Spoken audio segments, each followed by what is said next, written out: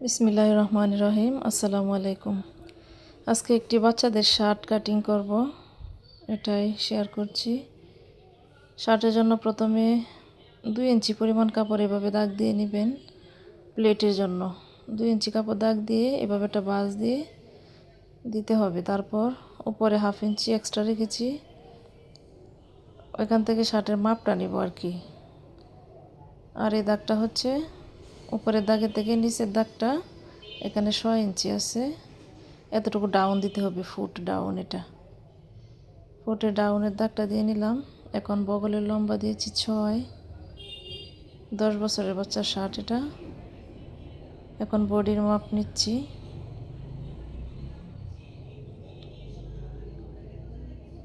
এটা আরমোলের দাগ, এটা এদিকে শেপ দিয়ে দিলাম। এটা হচ্ছে শার্টের লম্বা। শার্টের লম্বা দাগ দিয়ে সাইডে দাগ দিয়ে সম্পূর্ণ মার্ক শেষ করলাম। এখন আমি কাটিং করছি। এটা হচ্ছে সামনের পার্ট, একটা করে পার্ট কাটিং করতে হয়। প্রথমে সামনের পার্ট, তারপরে পিছনের পার্ট।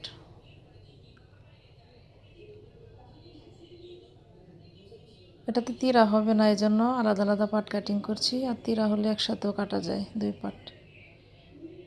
আমার সামনের পার্ট কাটা হয়ে গেছে। এখন যে কাপড়টা আছে এটাতে পিছনের পার্টটা কাটবো।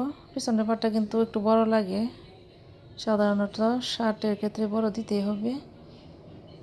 পিছনের পার্টে প্রায় 6 ইঞ্চি বেশি নিতে হবে, উপরের দিকে, নিচের দিকে না। এই যে ফুট ডাউন, আগেরটার মতো দাগ দিচ্ছি, সামনের পার্টের মতোই সেম, কিন্তু একটু উপরের দিকে একটু বড় হয়েছে, এটাই। এখন পিছনের পার্টের গলা কাটিং করছি। ওই যে সামনের পার্টের মতোই ফুট ডাউন দিলাম। তারপরে যে বগলের শেপটা পিছনের পার্টে,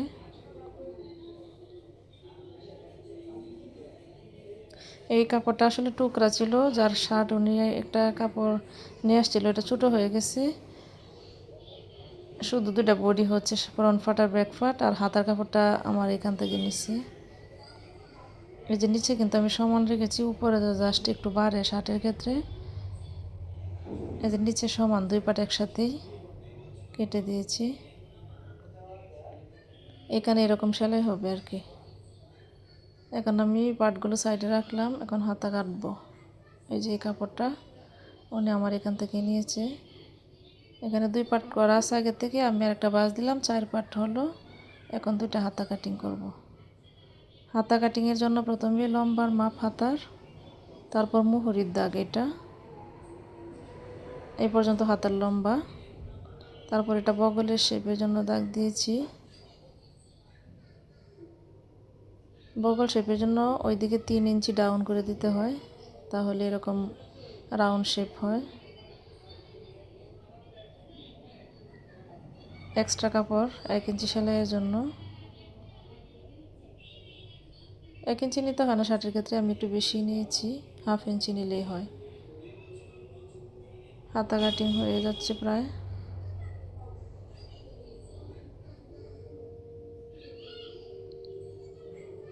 এটা হচ্ছে একটু হালকা তালপাট দিতে হয় হাতায়, এটা সামনে থাকবে এই কাটিংটা হাতা জয়েন্টের সময়। ভিডিওটি ভালো লাগলে লাইক করবেন।